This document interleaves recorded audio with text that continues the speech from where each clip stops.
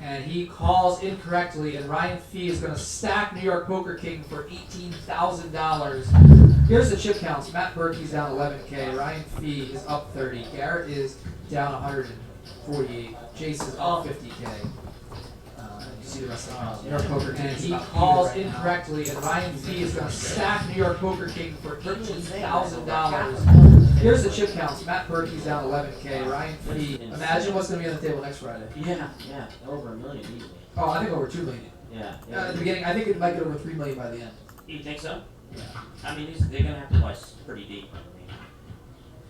I wouldn't be shocked to see $300,000 to $500,000 stacks just to start with. Another bomb pot. Casual 4K in the middle. Christian's got the 9 right there, the lonely 9.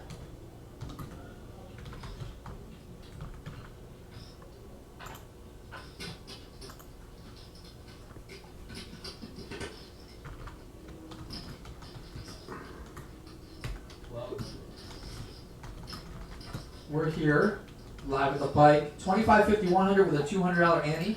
Ryan Feldman, along with Poker Agent himself. And if you are... Let's try to record an Instagram story. Let's try that again. Messed it up. Not experience. Alright, let's do that again. Live at the bike here, 25, 50, 100 with a $200 big blind ante. This game is insane. Ryan Feldman here with my man, Poker Agent. Yo, what's up, guys?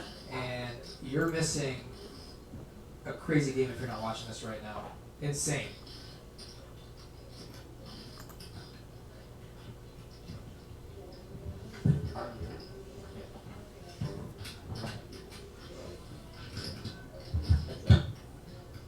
So this is a bomb pot. Everybody puts in $500 and then they go to the flop.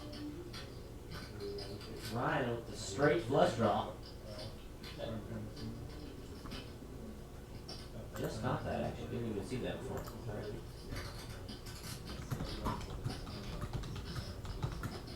2K Boxer, 2 or 3 million on the table next week? Most likely. Definitely. I mean, it's 200, 400 with a $1,000 ante in the big line. You can be sure they're going to be buying, buying it deep. Thank you, Dark Slate. Appreciate it, brother.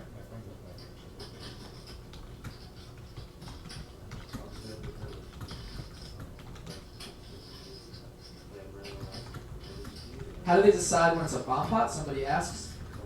So they're doing it on. So every half hour they collect time. Oh, look at this. We have a straight flush here for Ryan Fee. All right, let's get this first. We have a full house for New York Poker King and a straight flush for Ryan Fee. Holy balls. Yeah, this is going to get pretty ugly. Wow. So New York Poker King turns a full house. And Ryan Fee rivers a straight flizzy. Oh. Somebody running like God right now. And how can New York Poker King get away from this one? Oh my God. 10,000. Lot size bet, basically. 10K into 10K. But what can he beat? Everything, but the 7, 8, and any version of a 9. Right, he loses a straight flush and he loses to a 9. Can he get away from this? On the flop, Ryan Fee just called. And on the turn, Ryan bet after New York Poker King checked his full house. Bomb pots get crazy. You can't range somebody based on pre-flop action because everybody goes to the flop for the same amount with every hand. So you can't range anybody pre-flop, so the hands get really crazy. You can show up with random hands post-flop, where in a normal hand you could range somebody based on how they played pre-flop. This would be an incredible fold. It would be, really. If you could get away from it. I was curious to see what he's going to do here. It's a really tough spot, actually, for him. He does fold. Wow. Great fold by New York Poker King.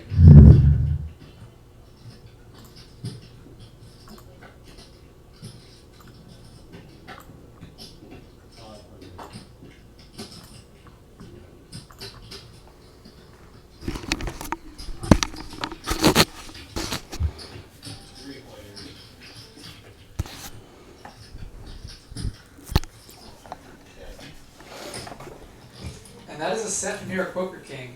And 2 pair for Ryan Fee. We could see a big pot here. Wow.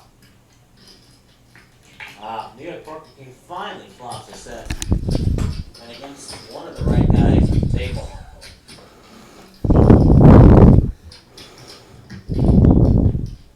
And look at this. We have full house over full house. Ryan Fee and New York Poker King. Wow. This is the third big hand these guys have played together tonight. Somebody's getting doubled up here. I mean, there's just no way. There's just no way the New York Poker King is not winning a $33,000 pot here. There's just no way. It's going to be the pot of the night for him, most likely, unless Ryan pulls out of here. No, there's just no way he's going to win from this. This is full house over full house.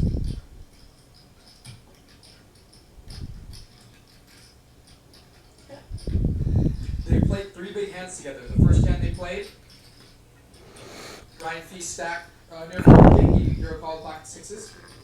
When Ryan Fee had ace queen. The second hand, New York Poker King correctly folded a full house against Ryan Fee straight flush, and now New York Poker King is coolering him with a full house over full house. 7's full versus 4's full. He raises to 3,600 here on this turn, and Ryan is either going to call or go all in. I guarantee you Ryan's grabbing the pink stack. He's just going to shove it in like Berkey did earlier. I mean, he's literally only losing the pocket 7s here the way this hand played out. New York Poker King raise break. No, so he defended out of the big blind. So Ryan raised and he defended. So New York Poker King Ryan Fee raised out of the straddle, and New York Poker King called, and they got this flop. And so the way the hand played out, he should only be losing to pocket 7s. There's not enough hands that he loses to ever get away from this, obviously. So this should go all in call or bet all in call. One of the two here. Oh my gosh, there's so many things that he can just rip it in with. Yeah, this should be an all in for New York Poker King. Overbet is great here. He doesn't have that tendency though. You know, he might have to apply it. I know. The way he's been playing, but Yeah. but Ryan Fee could easily have a flush here, and you can cooler him by shoving. Obviously, you got ace four as well. There you go. All in And the call, auto call. and the double up for New York Poker King coolers him. Yeah. 32K, and round 3 goes to New York Poker King. Wow.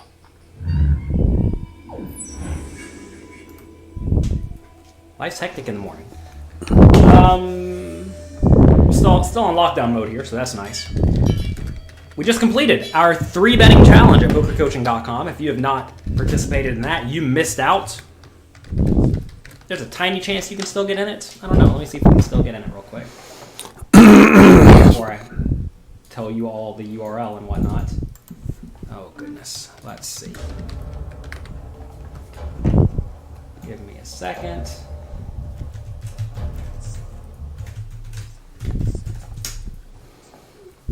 Maybe closed by now.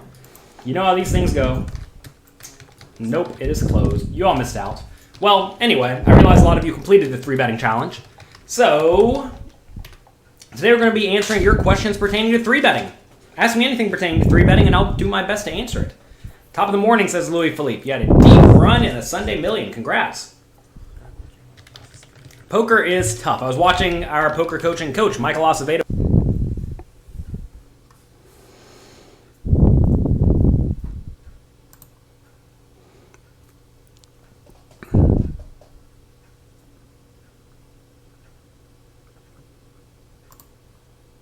Not the million, they have like the bigger 109. It's like, man, that's just brutal because like first place was something like 40K and 10th place was something like $2,000, and you're like, ugh. There's a big difference between 40K and $2,000. And I mean, it was just like standard spot where you lost, and that happens, right? You can't do a whole lot about it. If someone to your left is 3-betting a lot with a wider range, how should you play against him, passive or aggressive? Well, it's not that simple.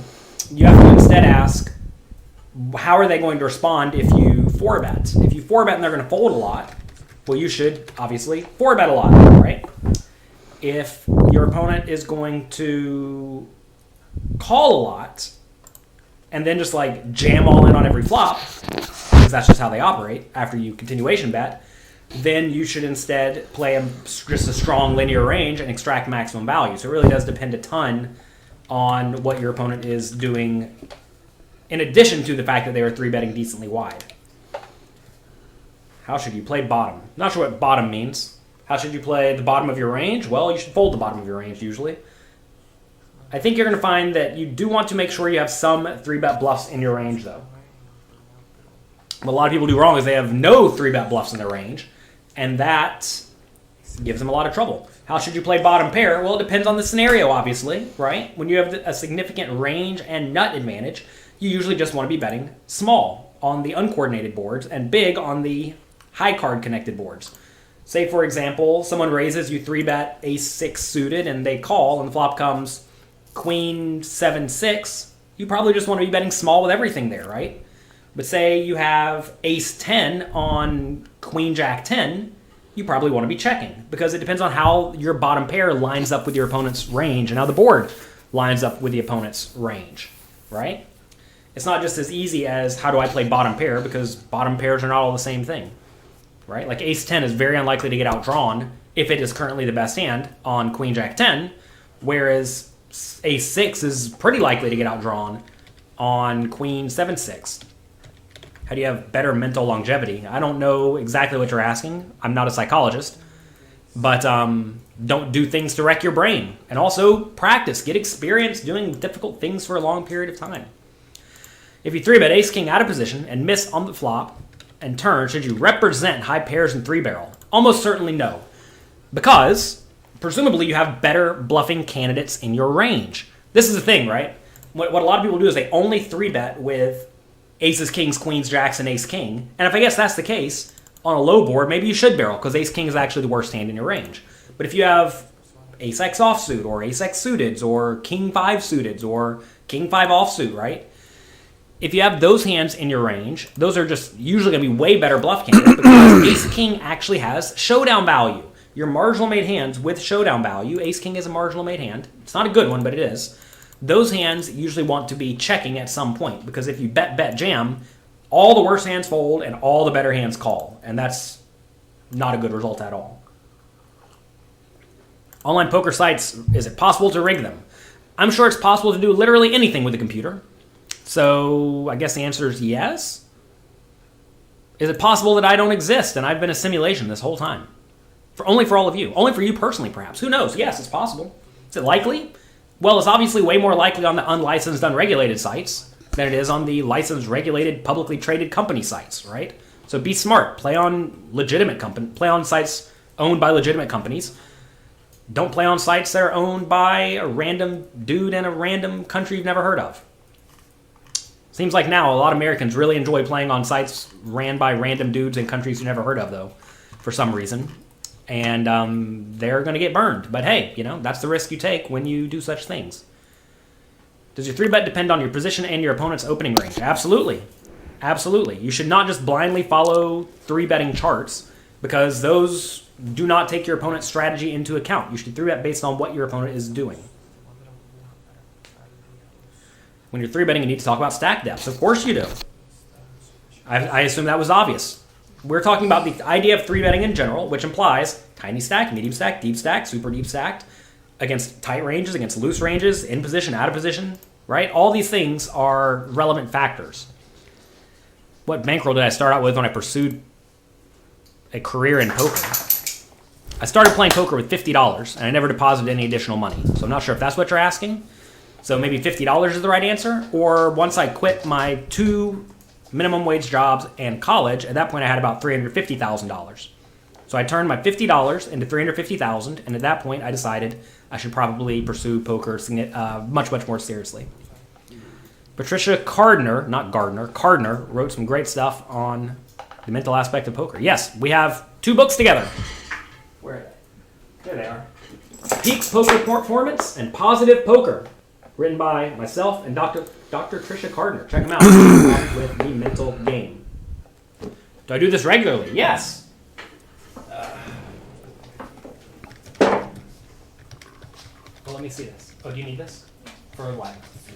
It's not working. Let me find it for you, because it might be buried in these emails real quick. Okay, 1 second.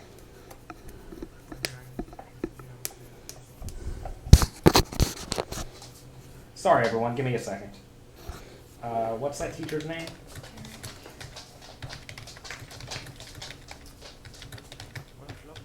I don't know if I have the link. There you go. Sorry. It's okay, relax. You okay? Sorry, everyone.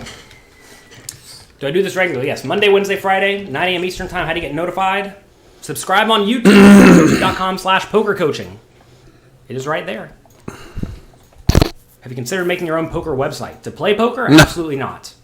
I am nowhere near egotistical enough to think that I know anything about running a poker site. Also, I really don't want to do it legitimately and have to relocate and actually live in a non-American country at this point in time. If you do not open light, they lamp and open. I have no clue what you're saying here, Chen. How do you feel about 3-bet or fold in high rack? I don't know what a high rack low stakes game is. How do you feel about 3-bet fold? I mean, you should be 3-betting and then folding with the bottom of your range, right? And that's why you're 3-betting with those hands as a bluff. What's the difference between linear and polarized? And do the cards always fall under one category? The cards do not always fall under one category. A linear range is just your absolute best hands. This would be if someone raises, you 3-bet aces, kings, queens, jacks, 10s, 9s, 8s, 7s, ace, king, ace, queen, ace, jack, ace, 10, king, queen, king, jack, right? That is a linear range, just all the best hands. A polarized range would be if you instead use aces, kings, queens, ace, king, and then a lot of hands that are not quite good enough to call with, like ace, 10 offsuit, maybe 9, 7 suited, maybe king, 5 suited, right?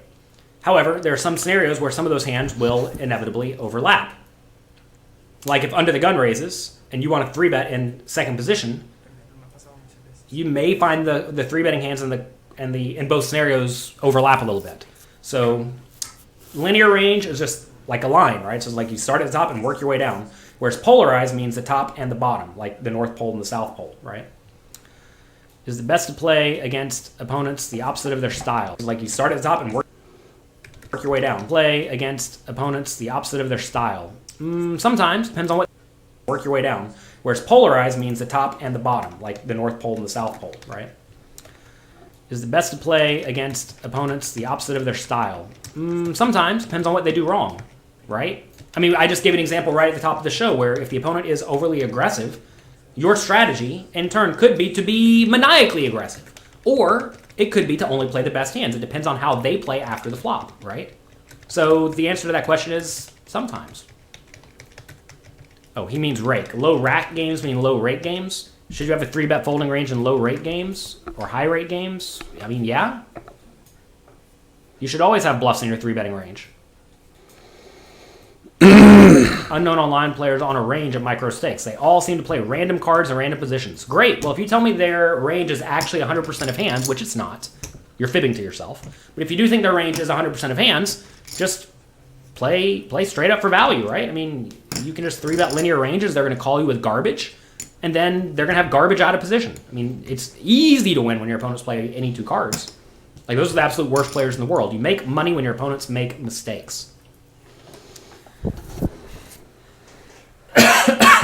When you started, where did you study from? Back in the day, there were books. I would definitely not recommend the old books that I read to study.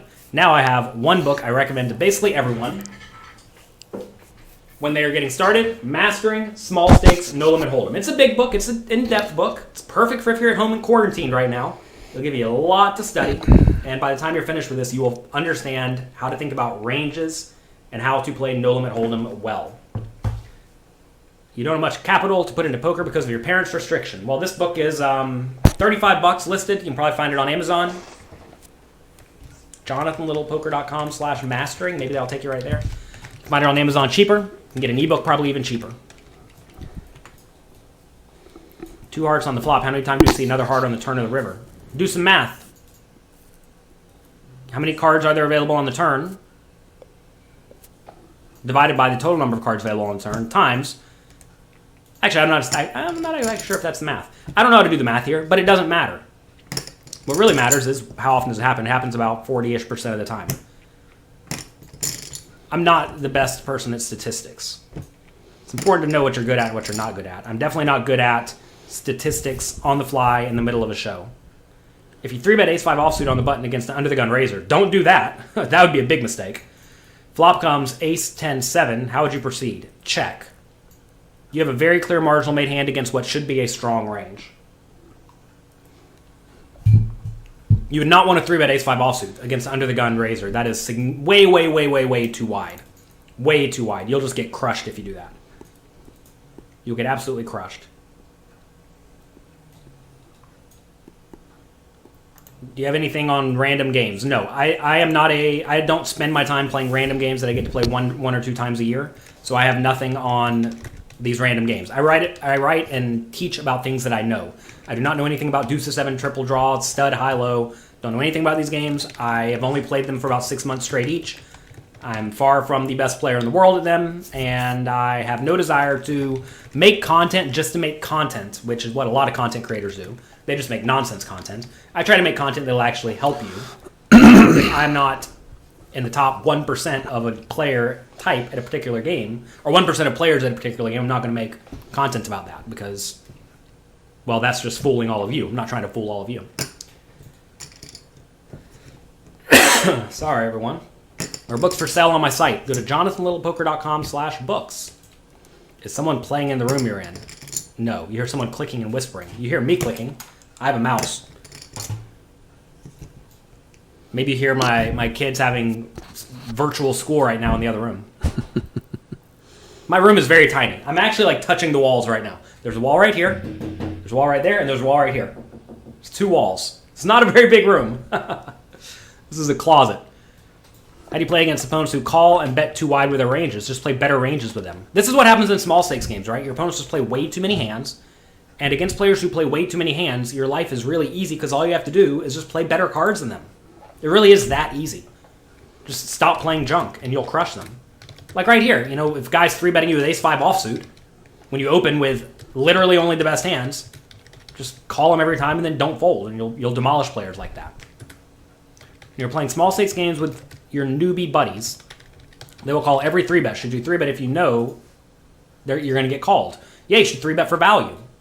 Every time you 3-bet when you're the favorite, you essentially get more out of the pot on average than you put in. So if you put in, let's say $100 into the pot, and your opponent puts in $100, but you get 60% of that back, for every $100 you put in, you get 120 back on average. It doesn't work exactly like that, but that's close enough.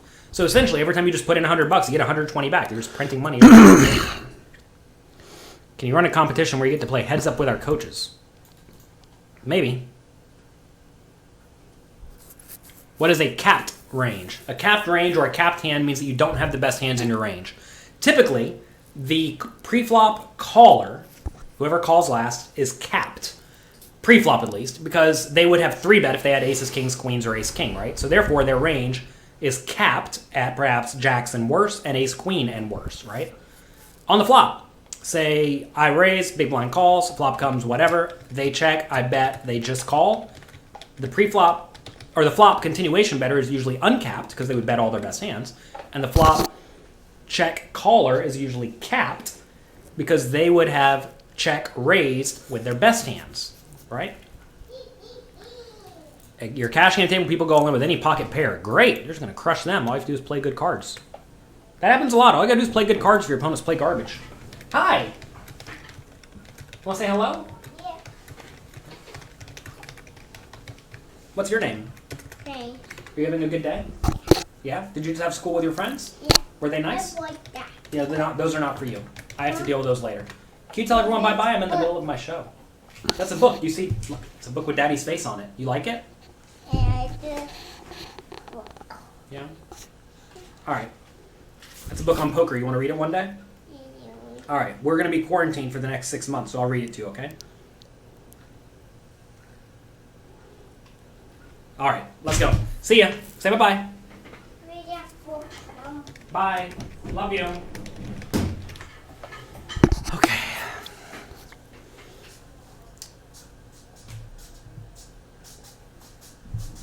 All right.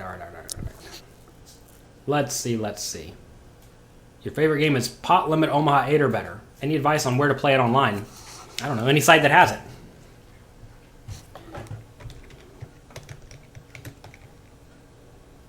All right, I'm clearly way behind on your messages. How would you recommend getting started studying today? Go to pokercoaching.com, sign up, go through all of the content. Start at the earliest homework challenge and work your way forward. If you can do all of that, you will absolutely be crushing your opponents. So B. Flanagan makes this mistake. Someone asked earlier, what are the exact percentage of the time you get there whenever you have a flush draw? And then we have some very simplified formula. This is not how you accurately figure out how often something happens in statistics. A simple formula will give you a close enough answer, which is actually does not give you an accurate answer. It's important to recognize the difference between a very accurate answer and an estimated answer. But fortunately in poker, an estimated answer is usually good enough. Would you recommend any one-on-one coaches to help improve your game? That becomes a question of like how much money are you willing to spend on things like that, right?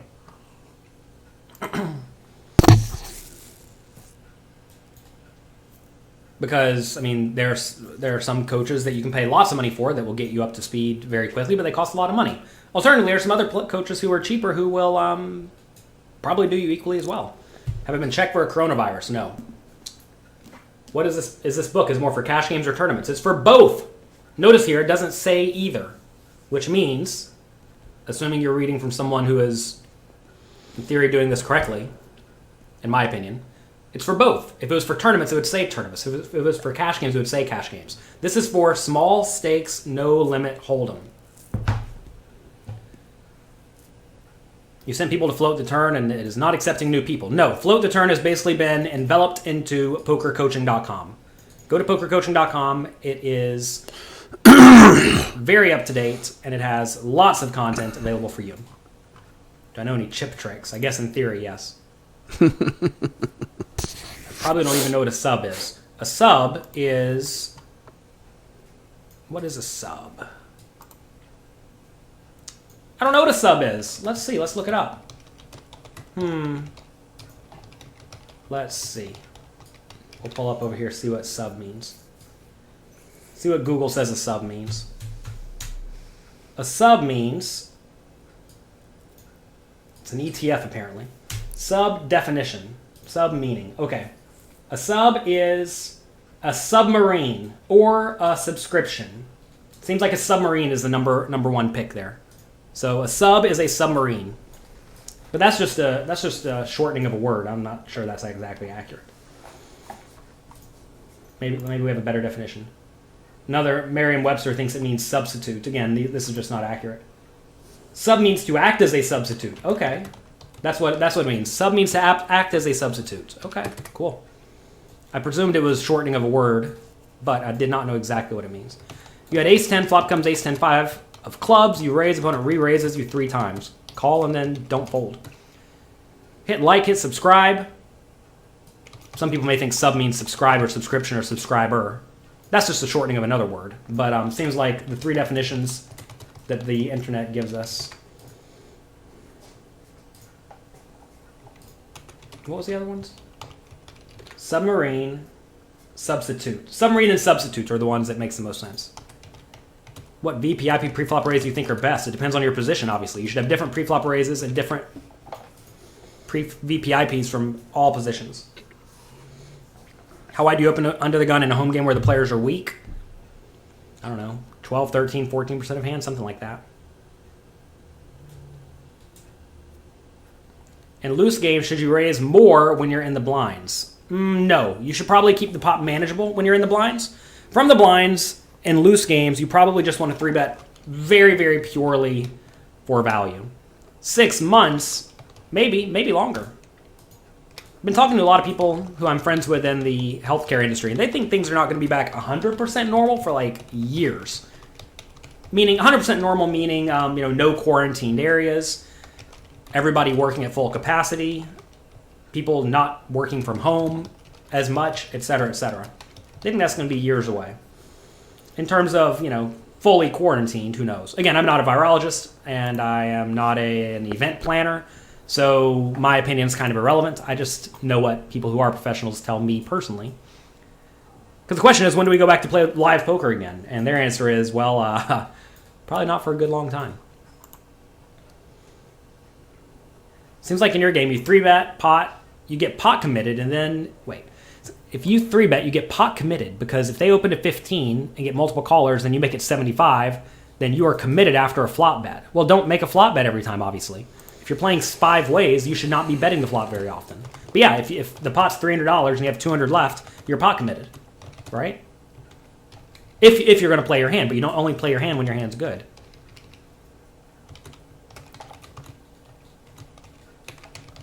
You didn't know I was so pessimistic. I'm not pessimistic at all. I think a lot of people think realistic and pessimistic means the same thing.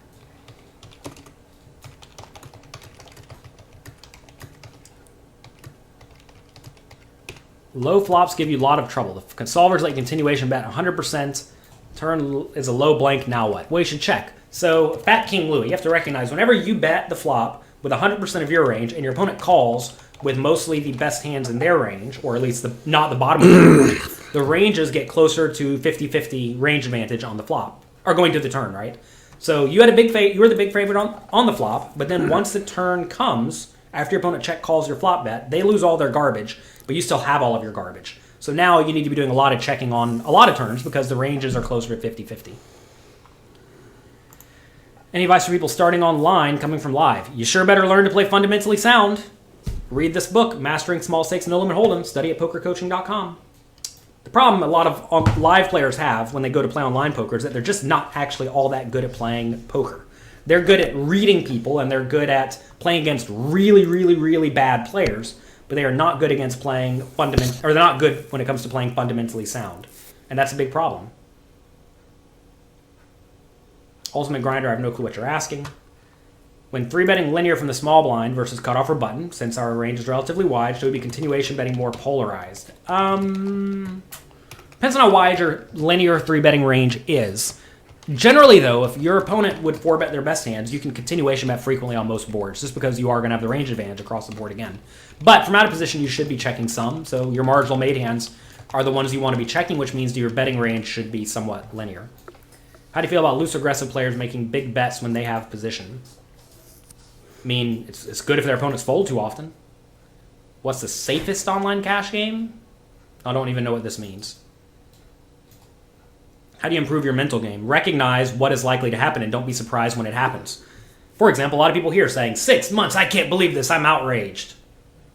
It could happen, why couldn't it happen, right? If people continue getting sick, and people are not getting better, and supply chains are stretched, and unemployment is gigantic, why would you think that things could not stay crazy for 6 months, right? So it's possible. Alternatively, maybe things go back to normal by Easter, right? I doubt it. When's Easter? Next week? I doubt we're going to be back to normal by next week. But hey, you never know. I bet on 6 months way before I bet on Easter. All right. Strategic underbet question mark. This is not a very good question. Please stream myself playing online. I do not sit around playing online poker. I have a lot going on in life. Should you buy Bitcoin? I've had a pretty solid amount ready to load up anytime Bitcoin gets down to about $4,000. I've had many, many people in the know who are not buying any until it gets down to about $3,500. I figure if they're buying $3,500, I'll probably buy slightly before them because they're probably a little bit nitty. If it ever dips down to $4,000, though, we're probably going to be semi-all in. Let's see. Family show, we got kids learning about ranges? Of course we do. Yeah, click like, click subscribe, says Kevin. Submarine sandwich? Nope. Submarine. Sub means submarine. The actual, this device that goes underneath the water. That is what a sub is, according to the internet. Or a subscription, or a substitute. It is definitely not a person, is what a lot of people want to think it is. A sub is not a person. Is it possible to upgrade? Yes, if you have any questions, send us an email at support@pokercoaching.com. We'll be happy to answer your questions. You had ace-jack on ace-ace-jack. X-ace. Do you ever fold the boat? You lose to what, ace-king? Wait, what? Ace-jack on ace-jack, ace-x-ace. No, I have quads. Was there straight flush available? No, you're not folding. You're not folding quads. You're a little bit more negative today. I'm actually feeling pretty good today. Oh, goodness. Do you believe we need luck in poker as well? You need luck in the short term. You need luck in the short term in all things, right? Think about this. So at nighttime, sometimes I wake up to go peeing and then I go back to bed. Or sometimes I wake up and James has to go pee and I help him go pee and then I go back to bed. In our bed, there is a post on one of the legs of the bed that I will hit my leg on 1 out of, I don't know, 3 times I walk by it. When I hit my leg on that bed, am I playing poorly or am I unlucky? Which one is it? Bad play or bad luck? I don't know. It's probably bad play, but it could be bad luck. Either way, if I know I'm going to hit it 1 out of 100 times, whenever I hit it, I really shouldn't be all that mad about it because I know I'm going to hit it 1 out of 100 times, right? So if you just get bad luck, who cares? Like I said, I was watching Michael Acevedo. He wrote Modern Poker Theory, that book right over there. He wrote Modern Poker Theory, and last night he found himself in a spot where he was down to 10 players in a decently big online tournament, and button raise, he had ace-6 suited in the small blind, 15 or 20 big blinds, easy all in, got called by ace-king and lost. Is that lucky or unlucky? Well, it's obviously unlucky, but still is a very profitable play to shove, right? Do you have a video on suited connectors? I have a video on how to play your whole range. This is a problem you have right here, Derek, is you're worried about how to play a specific type of hand. Instead, you want to be worried about how to play your whole range across the board. Should you trust your observations, or should you play GTO against unknowns? No one is actually an unknown. That's what I think a lot of people don't realize, is no one is an unknown player. You have a lot of reads on a lot of players. Like if you're playing a 1-2 no limit live game, you have a lot of reads already because these players are playing 1-2 no limit, as opposed to playing high stakes cash games, right? So it implies they're actually not that good at poker already. So no, you shouldn't play GTO against bad players. You should adjust to take advantage of what the typical bad player in those games does incorrectly. What do you think about having a stop loss and a profit loss? Profit stops are awful because if you're winning, presumably the game is soft. If you're losing, I think that's not such a terrible idea because when you're losing, presumably the game is tough. But if you're crushing the games, you should not quit because you're up X amount. That would be a disaster.